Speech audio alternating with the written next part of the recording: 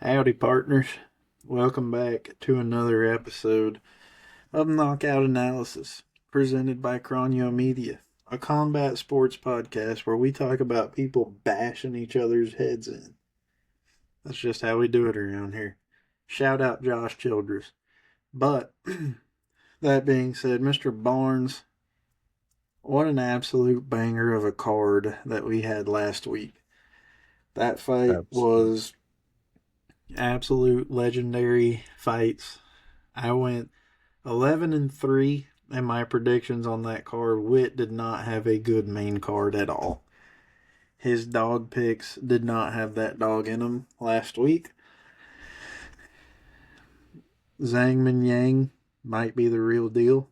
Witt was silenced once more by a guy that he felt strongly about. That elbow to the head was absolutely brutal. That opened up Anthony Smith like a can of sardines. That was not a fun sight for him to watch. The ref didn't really have a choice. He had to stop that.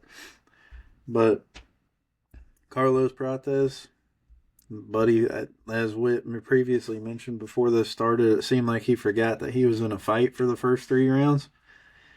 And then the unfinishable, what was his name? Darby? Nicholas Dalby, man. Nicholas Dalby got absolutely Justin Gaethje ragdolled by One of the Rude fights Boy of the Brown. one of If the you haven't fights of got to see the year. those fights, go ahead and do yourself the favor of going on YouTube and looking up some highlights from that Kansas City card. Absolute bangers Absolute from start wars. to finish. But that's not the only UFC fight that we have to talk about. There's a whole card coming up here in Des Moines, Iowa. That's a little farther than right up the road from you, but closer than New Jersey, if you will. That being said, let's get started with the first fight on the card. That fight will be the American Juliana the Killer Miller versus Ivana Petrovic out of Croatia. I don't even know. I guess this chick won the Ultimate Fighter, and that's why she's in the UFC. She's 4-3, 1-2 in the UFC. She's been lost a decision, got knocked out last fight, and she won by knockout via the fight to win her the Ultimate Fighter. Nothing impressive sticks out on her paper. I mean, Petrovic, she also lost her last fight. Um, she has a little bit better of a track record, even though not really. She's also 1-2. So I think the matchmakers just found the worst two flyweights that they could find for women's and said, let's make them fight on a card. That being said, I got Petrovic because the Killer Miller is an absolute can job, and this will be her last fight in the UFC. I got Petrovic by second round TKO.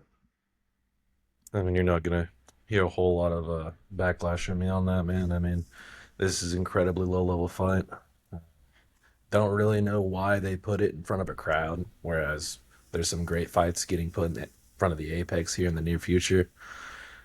You know, Vana Petrovic. I don't know if either of these ladies have the instinct to finish one another. I'm gonna take Petrovic by a boring decision, in which somebody probably goes to sleep. You go ahead and spring us into the next one, my friend. But we do have after that. We go from a very high level women's flyweight bout to an incredibly high level heavyweight bout, right? Thomas Peterson, he is a former Division One wrestler out of North Dakota State. His UFC career has been up and down, and the same for Dontel Mays, who was at one point a training partner with John Jones. They both came off of very early finishes, respectively. Dontel got subbed. Thomas Peterson got knocked out by former champion Shamil Gaziv. So, can't really fault them for that loss. I don't really hold either of these guys in the highest regard. Styles make fights. If Thomas Peterson can wrestle Dontel Mays, which I think is very much a possibility, very much in the realm, considering how quickly he got dominated in his last fight on the ground. I think he's going to be able to do it. If this stays on the feet, I think Dontail's going to be able to knock him out early. You know, the line's it's a little bit steep at a minus 260, but I think Peterson's going to have a wrestle heavy approach. I don't think this is going to have a finish either. I think it's going to be, which, if there is a finish, I should mention, I think it does favor Dontail, but I don't really trust his takedown defense after what I've previously seen from him. So I'll take Peterson to win this fight. Minus 260 is a little steep, closer to 50-55, but I'll take the favorite Peterson with this one.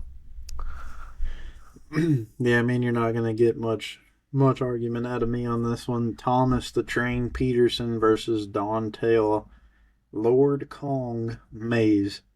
Can't call yourself King Kong when you have an 11-8 record. I'm sorry, but you can't. I got Thomas Peterson, and I think he wins by ground and pound knockout in round 3, late in round 3. I'm talking like a minute left in the fight, round 3. That being said, we will now move on to the next fight in the bantamweight division. We got Gaston Bolanos versus Kwong Lee. We have Gaston coming in with an 8-4 record on winning his last fight. Kwong Lee coming in with an 8-2 record. His last fight was a loss for him. We've got a Peruvian fighter versus a Vietnamese fighter. A very interesting matchup, if you will. We have a 2-1 record for Bolanos. He won his last fight via unanimous decision. His only loss in the UFC came by knockout in round 2.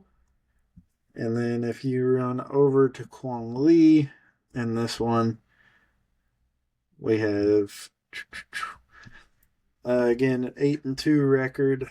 His UFC record is a maybe 0-2. This one's looking a little interesting here. Yeah, he is 0-2 in this. He lost his last fight to Chris Gutierrez. Shout out Chris Gutierrez. If I remember correctly, he just had a fight last weekend and won.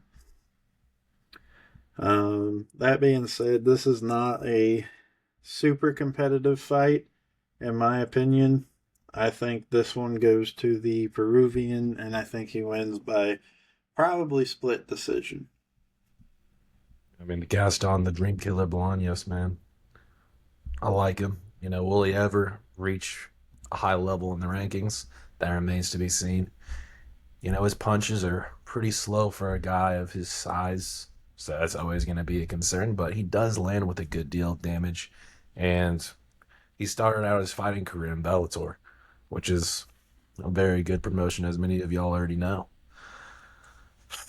Kwang Lee, like Kron's already mentioned, is yet to pull off a win in the UFC despite having a decent run in the Legacy Fighting Alliance.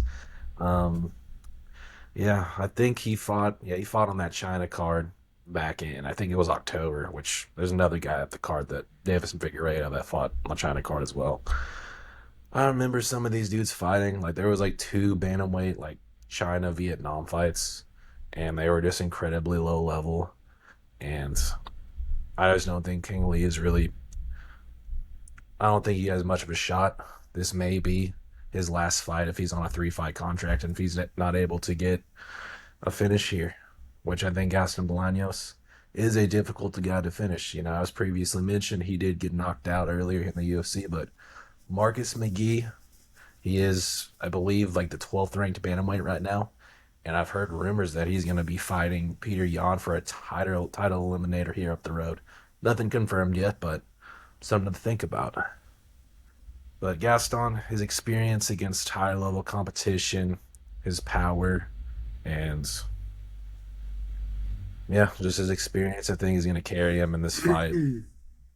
I want to take Gaston Dream Killer Bolaños by second round knockout. Poor Kwong Lee, man. This might be his last UFC fight. I Tough like the titty, line, said too. the kid. He get better at the game, kid. I like That the being line, too. said, Number 9, Marina Rodriguez versus number 12, Jillian Robertson in the women's strawweight division. The Brazilian Mrs. Marina versus the Canadian Jillian Robertson. We have a ranked women's fight where both of them are ranked, which has been pretty rare as of late. We have a 17-5-2 record for Rodriguez coming off a loss in her last fight versus 15-8 record for Robertson coming off of a win in her last fight. Mariana Rodriguez lost her last fight to Lucindo by split decision. That fight was in October of last year. So this is her first time back in the ring since then. She suffered another loss to Andrade, and she also has lost to Jandiroba. Shout out Jandiroba for beating the number one contender a couple cards ago on UFC 314. So that's always a good thing whenever you have a loss like that under your belt, to give you some experience and insight into why you should humble yourself. Whereas Jillian Robertson, 9 of her 15 wins have come by submission. She's won her last 3 fights in a row. Her last loss came to Baby Shark in 2023 by unanimous decision. Her entire UFC career, she has many, many wins. I don't see any reason why she can't win 4 in a row here. I got Mrs. Robertson winning this fight and springing herself up the strawweight rankings in the women's division. I see a lot of disagreeing from me. I mean, we're agreeing on a lot of these picks here early, but you know, some of these guys are favorites for a reason, and Gillian Robinson should be the favorite. She's been very good on the ground here at these last few fights. I watched her fight with Waterson Gomez, and I've seen her fight with Yasmin Lucindo, and she is able to control those fighters for long periods of time on the ground. And Yasmin Lucindo, she's looked really, really good. She's looked really, really good late. Actually, wait, no, I'm talking about the wrong fighter. Waterson Gomez, she did though. I remember that fight specifically. She controlled a very good deal of time. I believe that was Waterson Gomez's retirement fight as well. But she's looked good on the ground. She goes for submissions, and she does a lot of things well in that area. Marina Rodriguez, she is much better on the feet. But one issue she's had recently is she stays on her back for far too long in a lot of her fights. She was on her back for an extended period of time against Jandiroba. She was controlled for nearly 2 whole rounds from what I remember in that fight against Lucindo as well. I think this is a bad matchup for her. I think a lot of matchups in the division are, because this is a wrestle-heavy division, the strawweight division. So I think Gillian Robertson, I don't think she's going to get a finish, but I think she's going to cruise her way to a decision, probably about 10 minutes of control time as well. Yeah, we are doing a lot of agreeing in this. I feel as though these next 2 fighters might be weak guys, so I'm going to let you have this one because I'm going to take that one above it. Hey man, 2 straight weeks of me liking a Russian, Asmat Bakov is a problem. A very good fighter, a lot of experience, very well-rounded, Asmat Iron Bakov, I did not know Iron was his nickname. The more you know. But he has 5-round fight experience. He was a 3-time Legacy Fighting Alliance champion. He's lost some fights. I believe ACA is a Russian promotion. Could be wrong there, but he lost some fights in Russia. He's only been finished once, but his debut was very impressive. He was the favorite, and I was very confused because Zachary Reese is very game. He's a very tough fighter, throws with a lot of power. And he went out there and he made him look incredibly easy. Considering his run in LFA and him getting knockouts, it's really hard to overlook him as a prospect here, especially at the younger age of 29 years old in this middleweight division. Whereas Ryan Loder, yeah, he won the Ultimate Fighter, but the Ultimate Fighter I don't really think is what it used to be. You don't get the best fighters in the world out of the Ultimate Fighter anymore. Now, Ryan Loder is very They come out of the Contender Series now. Yeah, they best come out of the contender series. Yeah, those best guys, and Ryan Loader, Except for Torres Finney. Fuck that guy. except for that fucking pussy.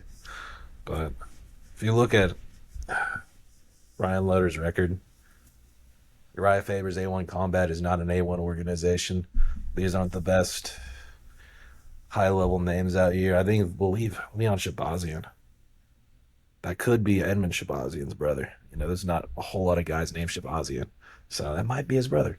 Interesting. But back on track here. Ryan Loader, he's very game. He's very nice on the feet. Vazmat Bakov, like damn near every Russian that is a MMA fighter is going to have a massive advantage on the ground here. I could see a ground and pound finish as early as round 2, and I think I'm going to lock that prediction in. I think this minus 400 line's accurate. There's always a puncher's chance for Loader. He has heart. He has grit.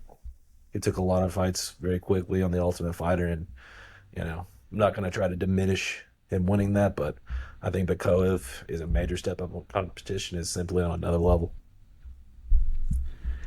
Well, let's not forget here that as impressive as uh, Osmot's fight was um, whenever he won his UFC debut, the man himself, Mr. Loader, the Man of Steel, also had a very impressive UFC debut, if you will, when he won the Ultimate Fighter by knocking out Valentin, who we've talked about on a card before. Um, that being said, I mean, I don't really see how this one goes, honestly. I feel like this is one of those fights where the man like Loader himself is going to get outmatched heavily on the ground. I think this fight probably ends up in the judges' scorecards, and I see control being the reason why Azamat wins this fight, probably 30-27. It is Miesha Tate fight week for the first time since 2023. What an absolute treat to the UFC fans that my Pookie Bear, Miesha Tate, has returned to fight once more, and she will be fighting Yana Santos, the Russian bantamweight number 10 contender. We have a 15-8 record for Santos, a 20-9 record for Miesha Tate, both coming off of wins in their last fight. Both are the exact same height and weight, 3-inch reach advantage for Santos, and both the legs and the arms. I don't think any of that matters, though. Miesha Tate has 8 submission wins, 4 knockouts, only 8 decisions in her 20 wins. Mrs. Cupcake, I believe that this fight is going to strongly favor her, even though she is going against a Russian. So she could probably wrestle just by default. They come out the womb ready to fight grizzly bears. She's not very good in the submission game, though. She has 7 knockouts and 1 submission in her 15 wins. I think that disfavors her heavily in this fight. I think that Miesha Tate will get this fight to the ground and put Mrs. Santos in a submission probably pretty quick. If not late round 1, I'm saying round 2 early. And I think that submission is going to be a rear naked choke. Look it in.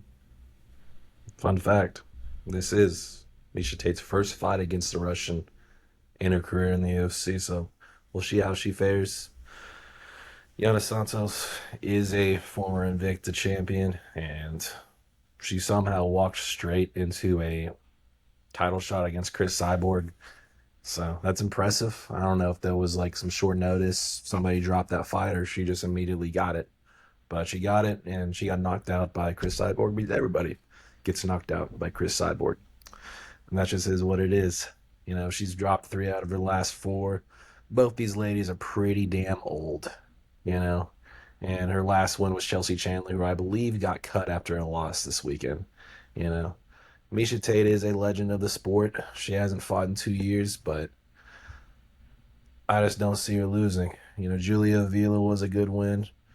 She's been more inconsistent as she's gotten up there in age, but she has 5 round experience on multiple levels. She's a Strike Force champion. She is UFC champion. She has been a Ronda Rousey victim 2 times in both of those promotions. So she's seen a lot in her career. But this could be a retirement fight. I think that's very much a possibility, especially with it was late 2023, about an 18-month layoff here. I don't But know because the Instagram posts that I've seen from her, it seems like she's almost ready to get more active. yeah, that'd be really cool. I mean, these women's bantamweights do fight for a while. Holly Holm is 43, and she fought sometime last year, so that's very well a possibility. It'd be very cool to see her be more active because she does have name value. Shout out the preacher's daughter. Mm. Well, I will take her to win this fight. Uh, I'd love to see her get a finish in her comeback fight, especially in front of a crowd. How likely is it? I think it's 100%. I think she's going to get a submission victory late in this fight. Round 3. I'll walk it out. Very, very nice. My sweet Pookie Bear, Misha Tate. Next up, we have Jeremy Stevens as a very, very heavy dog to the Welshman, Mason Jones. We have a 28-19 record for Jeremy Stevens, which is about as mid as you can get. And we have Mason Jones at 11-2. Both these guys coming off of losses in their last fight, one of which is less shocking than the other. Jeremy Stevens, the little heathen, does have 19 wins by knockout in his career. He's on a what I believe to be 3-fight losing streak here. And then, excuse me, Mason Jones, the Welshman himself, is coming off of, he beat David Onama. I think that's David Onama, is that? Yeah, it is David Onama. Crazy. Shout out David Onama. That head kick KO that Witt dreamt up did not happen. And Guess David he only Onama wins in my won that dreams. fight. That being said, I believe there's not even a reason to sit here and deliberate on this fight. Jeremy Stevens is not knocking out Mason Jones. Mason Jones wins this fight probably 30-26, unanimous decision. This is a very interesting fight. Jeremy Stevens is fighting out of his motherland in Iowa. Mason Jones is making a return. Both these guys are making a return. They haven't been in the UFC for some time. Mason Jones got cut. I believe Jeremy Stevens got cut as well after he went on his loss streak. Went to the PFL, went 1-2, but Jeremy Stevens has kind of had a resurgence in the Uncle Bare Knuckle Fighting Championship out there, where these old dudes just beat the shit out of each other. He went 3-0 over there. I believe he held a belt, if I'm not mistaken, and he's had a great press run as of now. So, not really a better time to bring him back and put it in this card. I think this could be a one-off fight. They just brought him back specifically for this card because he is old. He's fought the best competition there is. I don't really know what he has to prove by fighting, but here the hell he is. This isn't going to be the easiest fight for Mason Jones, though. And I will give Jeremy Stevens his credit. Because if you look at his losses in the UFC, like before he went to the PFL, right? You got the King of Rio. You got Zabit, the boogeyman of the featherweight division, Magomed Sharipov. You have Calvin Kattar, who was a top 8, top 10 featherweight. You have Yair, who was a title challenger, and you have Mateus Gamrot, who is the 7th or 8th ranked lightweight right now. Like, this dude's been through gauntlets, and he's beaten title challengers himself. And unfortunately, he never got to fight Conor McGregor after Conor McGregor absolutely schooled him in that press conference way back in the day, but I think bygones have been Who the bygones. fuck is this guy? Amen. But Mason Jones, he's had a good run in Cage Warriors. It's really hard to ignore him. He's younger, but I think if this does go to the scorecards, this fight will greatly favor him. Jeremy Stevens comes from an older cut of fighters, and we'll mention another one of these guys a little bit later. But he's from an older cut of fighters. He's gonna sit and he's gonna wait for the right strike, and that's gonna leave him to be out volumed by the younger and more active guy. I think the line's a little crazy because Jeremy Stevens does have lights out knockout power, but I think Mason Jones. I think he's hungry. I think he wants this opportunity more than Jeremy, who has a whole lot less to lose. I'm going to take him 29-28 decision. I imagine he gets knocked down late in one of the rounds, but he doesn't get finished. Interesting. Next fight up, Cameron Smotherman fighting out of the United States versus Sirhi Sadeh, or Sadeh, one of the two, the Ukrainian. Both these guys coming off of a win in their last fights. Smotherman, also known as the Babyface Killer, is apparently 1-0 in the UFC. I believe he's only fought in the UFC one time. That would be correct. And Sadeh, or City, however the fuck you say it, is he's 1-1 in the UFC. He has a split decision loss and a split decision win, so not too impressive. We have Smotherman as a 205 favorite. I believe that line is probably pretty accurate. There is a 2-inch height advantage and 3-inch reach advantage for Sadeh, but I don't think that's going to matter too much. I think that Smotherman is going to win this fight by a late TKO. I mean, Smotherman says he's a plus 120 on mine. Yeah, he says he's a plus 120 dog on my I was end. looking at the fight above it. So yes, he is a Yeah, dog. I'm taking the dog.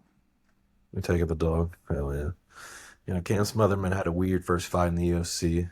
Jake Hadley, who is fighting in the PFL World Tournament right now, poked him in the eyes repeatedly on the way to I think it was like a 30-26 loss or something like that. Hadley may have pulled off a round, but he was a pretty big underdog in his last fight, I believe, against Hadley. But he's able to pull it out due to multiple fouls and just catching Hadley on a terrible day for it to be him. Sari City, he's from a war-torn country at this point, Ukraine.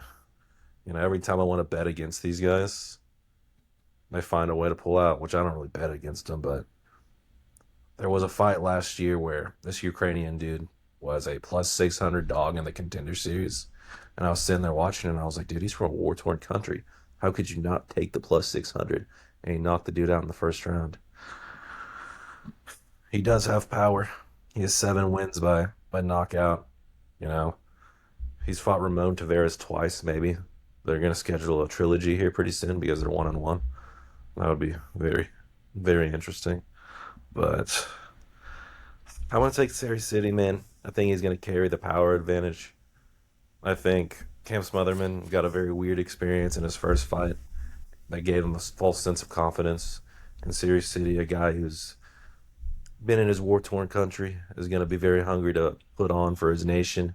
I think he pulls out a knockout victory here in the second round.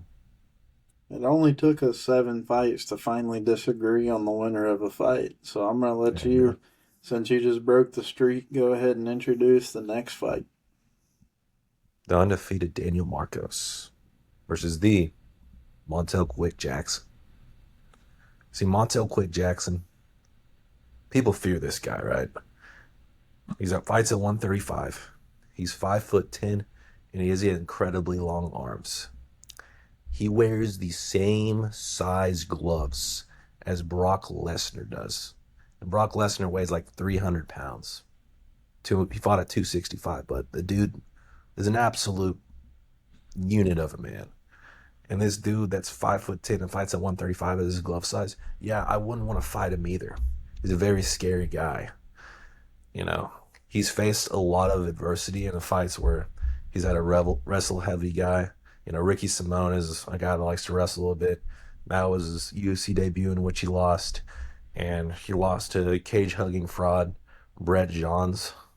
You know, some judges wouldn't have given Johns that fight, looking back at it, but something that's been previously mentioned twice on this podcast is the Damon Blackshear fight. And it's something that goes through my head pretty quickly, as previously mentioned, the 1-2 down the pipe that sent this poor man into the shadow realm. Like, you're telling me that this dude want to fight in 18 seconds and didn't want to fight for the next 10 months? I don't believe you. And Damon Blackshear has fought maybe 3 times since that fight. I'm going to fact check that. Why? Because I can. Yeah, he's fought 3 times since that fight. And the guy that knocked him out in 18 seconds doesn't want to fight. I did some investigating on this stuff. I went to Montel Jackson's Instagram, and I saw a guy say, bro, you need to take a fight. Why aren't you taking a fight? And Montel Jackson said, bro, it's really not that simple. So people are ducking Montel Jackson because he is the boogeyman of this division. But when you're younger in your career and you have nothing to lose, like Daniel Marcos, you take these kind of risks because if he wins this fight, he's going to get up in the rankings. But I think Daniel Marcos, based off his last fight with Adrian Yanez, he has a massive hole in his game. He likes to weave, and he likes to go under quite a bit. He was doing it quite frequently. It was like it was a tick of his. And that was how he was getting out of the way of his punches. And you can't do that against a guy like Montel Jackson. He'll find you on an uppercut. He'll find you coming up with a straight, and he'll put your lights out. I think that Montel Quick Jackson, he most definitely has the power advantage. I think he's going to do a lot more damage in this fight. But I think in order to take away Daniel Marcos' 0, he's going to have to win this definitively, and he's going to have to get a KO, which I think he will get in round 1. I disagree. I like Daniel Marcos. Nothing against Quick Jackson, but I think Daniel Marcos, they have the same amount of knockouts, by the way. They have 8 knockouts apiece. So Stone Hands Quick Jackson, still in his 15 fights, has only knocked out 8 people. 17 fights for Daniel Marcos, and he's knocked out 8 people as well. I think this fight is going to be a candidate for performance of the night, and I think this fight comes out to a very, very convincing unanimous decision for Daniel Marcos, and it shoots him up the rankings probably to like 10 to 12 and gets him started pretty early in his UFC career into his chase for the bantamweight title. Go ahead, and I've taken a lot of fights in a row. Matter of fact, I see which fights after this one. Let me go ahead and take this one. We got Santiago Ponzinibbio versus Daniel Rodriguez, otherwise known as Holy Shit. This guy's got a lot of tattoos. We have D-Rod, Daniel Rodriguez, facing Santiago. Santiago with a 31-8 record in his professional MMA career versus 18-5 for D-Rod. The Argentine Dagger, as he likes to be called, has 17 knockouts and 6 submission finishes in his UFC career. 14 of those finishes coming in the first round. He is on a bit of a mid streak. He's 2-3 in his last fight. Our last 5, he lost to the bum that is Michel Pereira. Let's see, who else? He lost to the bum that is Kevin Holland. God, this guy's cred's going down the fucking drain right in front of my eyes. Yeah, I don't even want to look anymore because it's going to piss me off. How you lose to Kevin Holland? Fucking bum. Daniel Rodriguez, please redeem yourself and have better losses than that. Lost to Kelvin Gastelum, Wits Pookie Bear. Lost to Machado Gary. Shout out him. He just won his last fight against Carlos Prates. Pretty convincing fashion. I think D-Rod's going to win this fight, and I don't see any other reason that I need to explain myself other than the fact that Santiago lost to both Kevin Holland and Perea, Michelle Perea. So go ahead with. I mean, yeah, we got an unk off of two formerly ranked welterweights here, and they haven't been on the greatest stretch, which is very apparent here. And Daniel Rodriguez, he's good on the feet, he's good with his hands, but he's struggled massively against guys that can really wrestle him. Getting subbed by Neil Magny. And the Kelvin Gastelum fight was kind of controversial because I think Kelvin Gastelum, that was his only fight at welterweight when he tried to go down a weight class and he showed up like 5 pounds overweight. Safe to say he's never fighting there again, but he absolutely smudged Daniel Rodriguez to a decision and laid on him. And those are the types of guys he's struggled with. And I don't really think Ponzinibbio is going to be much of a threat. And also, I think I should mention, about these guys' stretches, that Alex Morano fight's not a split decision. Alex Morano, over the last year, has looked as bad as any MMA fighter I've seen. I'm going to take a minute to shit on this guy. Like, this dude showed up and he was gassed within the first round of that Nico Price fight. Was gassed in the first round on a pay-per-view, dude. You're gassed against Nico Price in the first round. And then Daniel Rodriguez, he out-volumed you and hurt you. I don't know who gave you the scorecard. And then Carlos Leal, man, is one of the most embarrassing fights I've ever seen from a fighter. Like, truthfully. I've never seen a guy just on such a higher level in a UFC fight on a 3 for 13 pay-per-view card. It was absolutely insane what Carlos Leal did to him. It's even to a level to where people believe that Carlos Leal is like the boogeyman of the welterweight division, which time will tell, and I'll pick Carlos Leal in a lot of fights. He's looked impressive early on. He's looked very impressive. But damn, I don't think he's that good. Like, Jesus, man. But we're not here to talk about Alex Morano. Daniel Rodriguez, not on a great streak, but he has good boxing. Santiago Ponzinibbio, like I mentioned earlier, he's a sect of these older fighters that just kind of waits for his shot, and he's gonna find it. And that leads to him getting out volumed quite a bit. He got out volumed against Salikov and I believe out damaged. That was a really close fight, but you have to land more volume. And he was on his way to, I believe, losing a decision to Carlson Harris. But he kept finding, I believe it was like some sort of hook over and over again and eventually knocked him out. But he was getting heavily out volumed in that fight. Didn't look the best against Carlston. I believe that he's not a super high level wrestler. And I think Daniel Rodriguez is going to have the advantage on the feet. He's going to be able to out volume. And as long as he is able to avoid the counter strikes, I think this is going to be. Honestly, I think he's going to be able to get a finish, man. Do I want to predict the finish for this fight? Ponzinibbio's tough. I'll say Daniel Rodriguez 29-28. Very nice, very nice. Fuck Kevin Holland. Mr. There's Barnes, times like please, this. I'm like this. for the love of God, get us started on this one. I used to pray for times like this exact one right here. Without further ado, Mr. Whit Barnes on Bo Nickel Fight Week. Okay, for everybody that lives in the damn United States, I just want to let you know, man, this isn't a boxing match. This isn't a kickboxing match. This isn't a fucking open mat BJJ tournament, gi or no gi. And this damn sure ain't a fucking wrestling match, right? Why the fuck is Bo Nickel a minus 320 favorite against Rainer de Ritter? Like, let's really dive into this and look at it. And yeah, cool. He won some national championships at Penn State wrestling, and he was about to fight in the Olympics where he could have potentially won the gold medal. Sure, that's really cool, and those are great credentials. But this is mixed martial arts, and up to his last fight, his level of competition hasn't been great. But this guy has cardio kickboxing level striking. Oh, wait, he knocked out Val Woodburn. He knocked out Val Woodburn. Listen to yourself, man.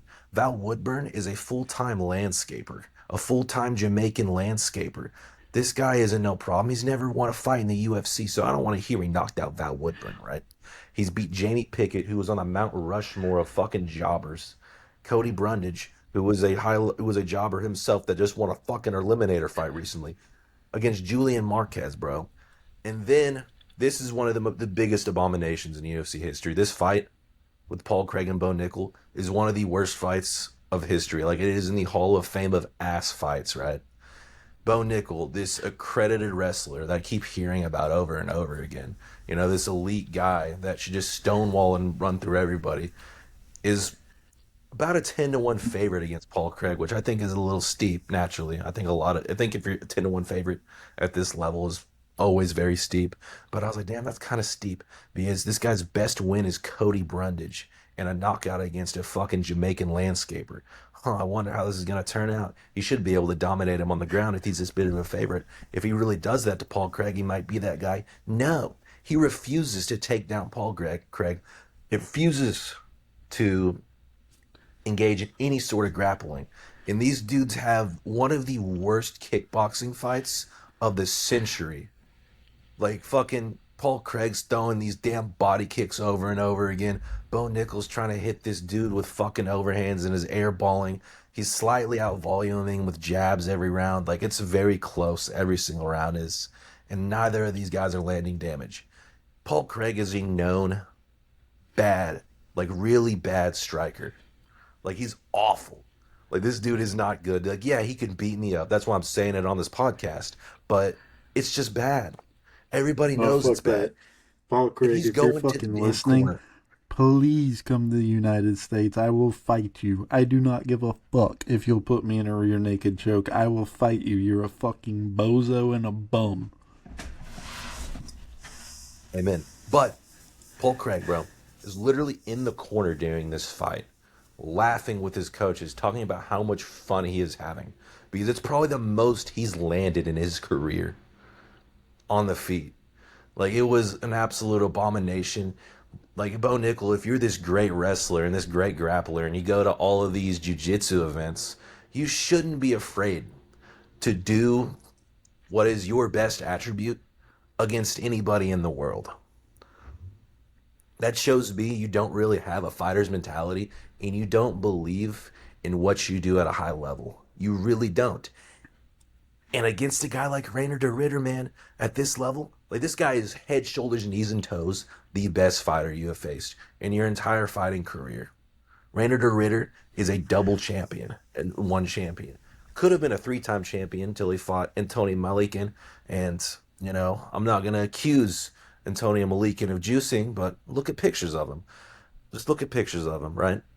He made Gerald Meerschaert look easy, who is a BJJ black belt and one of the most decorated submission artists in the sport. Say whatever you want about it being an ugly fight, but he got finished. Finished Kevin Holland in a pay-per-view in 3.5 minutes. Made him look like, he's a black belt too. Literally made him look like he's a white belt on his fucking trial day. And guess what? He can outstrike and outvolume you. And you mean to tell me you're scared to go to the ground against certain guys at a UFC level? Like, bro, you're not beating Rainer de Ritter. You're not beating him. I'm not going to say that you get finished because I think Bo Nickel has a chin. I think he has toughness, but I think this is going to be a humbling moment for him. Like, I don't really necessarily hate the guy, but if you're going to be a fighter and you're going to be this next level wrestler and you're going to brag a lot about your ability, you shouldn't be scared. That's not being smart, not wrestling with Paul Craig. That's you saying, oh, I'm really not the best wrestler in the world. I'm really not that guy. And whenever I get up these rankings and I fight better wrestlers, better strikers, guys that can stuff my takedowns, I'm probably going to start to fold a little bit. And I think this is going to be a reality check for him, and Rainer de Ritter gets another statement victory. I want to clarify that I've seen a bunch of interviews with Paul Craig. He's actually a very, very nice guy outside of the UFC ring. But inside of the UFC ring, Paul Craig, you're a bozo and a bum. Outside of it, I'll have a pint with you, lad. But inside of it, you're a fucking bozo and a bum. And I would fight No you. disrespect to Paul Craig, but you're striking bad. Appreciate him submitting. Come on the World podcast, champions. Paul. Come on the podcast and talk about your striking with us. Full up. So that being said, you got Bo Nickel in this one, right? Yeah, man. I mean, maybe, maybe in a different universe. Well, I do. I'm going to take Bo Nickel in this one just for the memes. I'm going to say that Bo Nickel wins this fight by unanimous decision, 30-27, just for the memes. Just for the memes. Corey Sandhagen versus Davison Figueiredo, a former champion himself. Mr. Figueiredo posts a. I'm not wrong, right? He was a champion, right? Yes, sir. Okay. That is factual. He has a 24-4-1 record, 9 wins by knockout, 9 wins by submission, 11 finishes in the first round, coming off of a loss in his last fight. Facing Corey Sandhagen, 17-5 record, also suffered a loss in his last fight to Nurmagomedov. This one, 7 wins by knockout, 3 wins by submission, and 17 wins. This one could honestly go either way, and the odds on this fight, they kind of baffle me just a little bit. This is a former champion we're talking about here. We're talking about you're a 500 favorite against him. Probably because why? You're probably younger. Is that what we're going by here? I don't care. I got Davison Figueiredo winning that main event in Des Moines, Iowa. I got him winning that by unanimous decision in that 5-round bout. Davison Figueiredo, man. One of my favorite fighters ever. I've watched a very large amount of his fights. This guy is a problem. He's a Hall of Famer, absolutely, in this sport. Probably, which Pantoja is creeping up on him with accolades right now because Pantoja is having a great flyweight run. We'll talk about him in a few months, I imagine. But he's had one of the best runs in the flyweight division. You know, Brandon Moreno, him in those fights were some of the best you could possibly ever watch. They could fight 10 times and it'd be entertaining every time. And then he went in here to terrorize the bantamweight division and ran into the yoke called Podrian, who is Russian and very motivated right now. I don't think it's a bad loss. It was like a 49-46. Davison Figueiredo did find his goblin punch in the 4th round and sat him down, just like he's sat down. What was his name? Chito Vera. He's the only guy to ever sit down Chito Vera. He has a lot of power in his right hand, and in every one of his fights, he is always able to land it.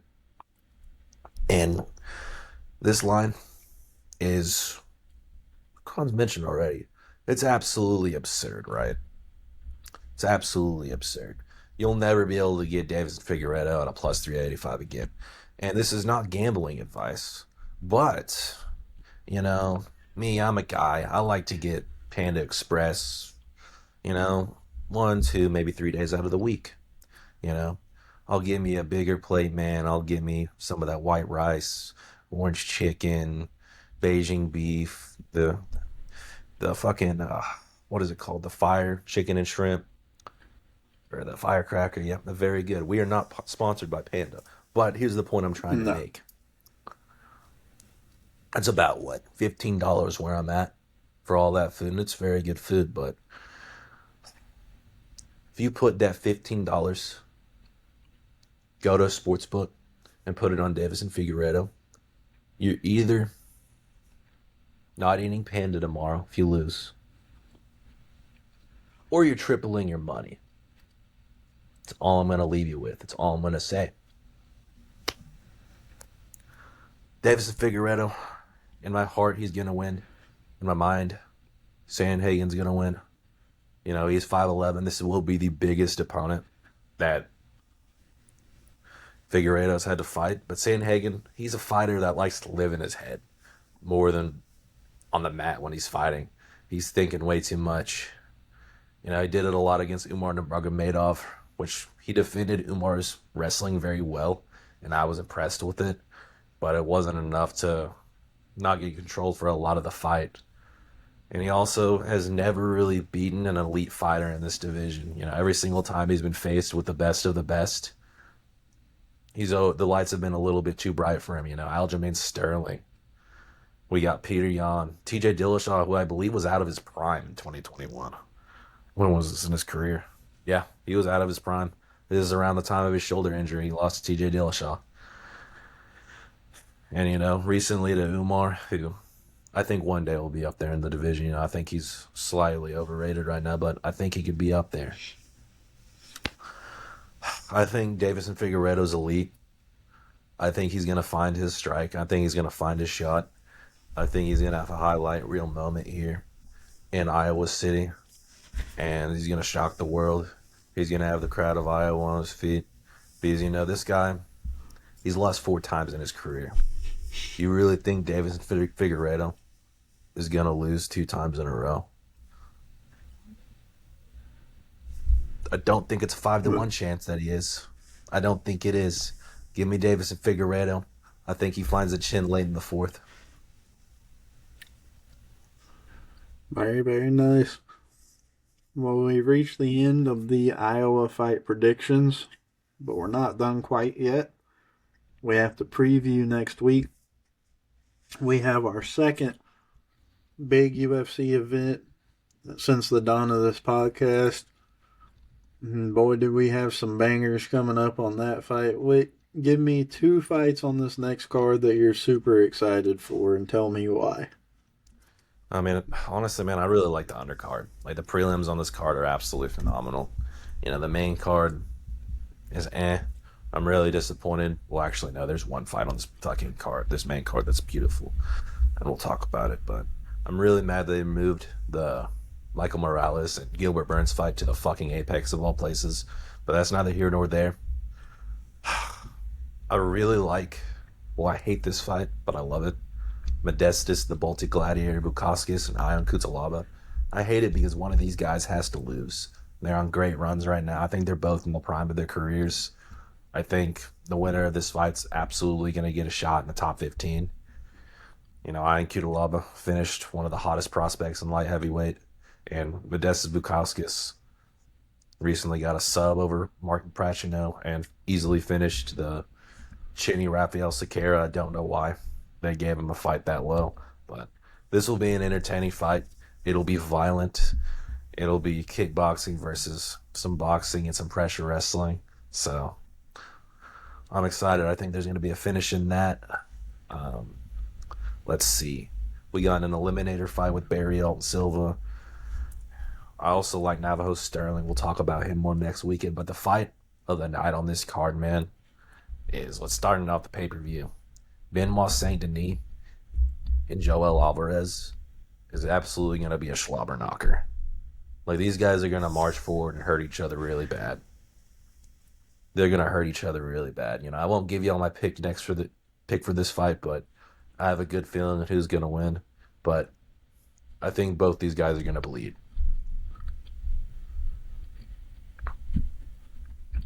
I think I'm excited on this next fight. By the way, seeing this Brazilian, I wanted to ask, was Carlos Prates part of the Fighting Nerds? Yes. So he is the first one in the UFC to lose? Kind of, but no. They have I don't remember her name. They have a female fighter that's lost. Oh, we don't count her anyways. Yeah. He's the first male one. But Mikhail Jacek's now a Fighting Nerd, so it was probably gonna end anyways. So I think the fight that I'm most excited for, honestly, it's probably the 2 championship fights. I think Shevchenko versus Furyat, however you say that. Dude looks like a lady that's fighting Valentina. I think that one's going to be a banger. And we get to see if Jack Della Maddalena can, if he can fraud alert Bilal Muhammad. We won't get too far into that. But I'd keep your ears peeled for that one next week whenever we film this one. But That being said, we finished this episode. Shout out all of our sponsors. ShankItGolf.com. Use code CronYo Media at checkout for 15% off. CowboyRevolution.com. Same code, 15% off. W.GG. 10% off at checkout with the same code. What are your parting words? Man. Today is Monday, April 28th. It's a good day to have a good day. Watch out for the deer. Keep your stick on the ice. Go Zebras. Fuck Pryor. That's all we got to say. Hope everyone watching has a great night. Thanks for sticking with us. Be sure to like, comment, and subscribe on the YouTube. Turn that ping on, or that bell on so you know when we post next. This isn't our only podcast. I have my own. There's another one that will be starting up soon. Me and Whit will talk about other sports. And then this one, the cream of the crop knockout analysis presented by CronYo Media. You guys have a great night. Long, big style.